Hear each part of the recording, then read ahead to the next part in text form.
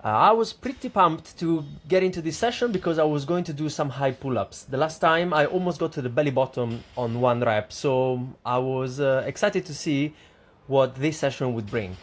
Unfortunately, it did not really go as well as the previous one. First of all, there was a bit more keeping than usual, and also I wasn't really getting into the right momentum and timing for pulling up optimally. So I had to rely. My body was doing this automatically, just relying more on the legs aiding the ascent and less on really getting things nailed down to the right moment. So what ended up being like was a couple of sets where the first rep was decent, and it quickly degraded to basically a few explosive pull-ups, maybe just to the sternum. So all in all, I wasn't quite able to repeat the same performance as the previous time. It's alright, no big deal. Sometimes I can match the level of expectations that I had, occasionally maybe even exceed it, and other times not so much. It's the way things are. The most important things are, I guess, having fun first of all, and then also be consistent and keep coming back. And in between the more higher intensity and lower rep explosive work that I was doing with the high pull-ups, I was also getting in some volume work for the upper body in form of the seated dumbbell overhead presses. In here, I was going for 12 kilos and slightly higher repetitions just to get the blood pumping in there and a good sensation in the shoulder. Also superset later on with some handstand stuff.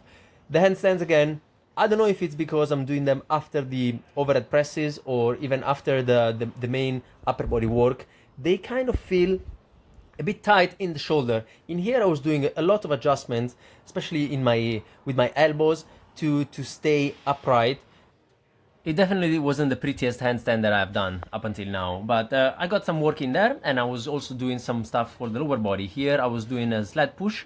I went up to 105 kilos because there was another guy before that who left a couple of plates, and I didn't want to move all the plates. I was feeling a bit lazy, so it added up to about 105 kilos. In here, no big deal, an extra 5 kilos. The idea is always now to kind of just push as hard as I can.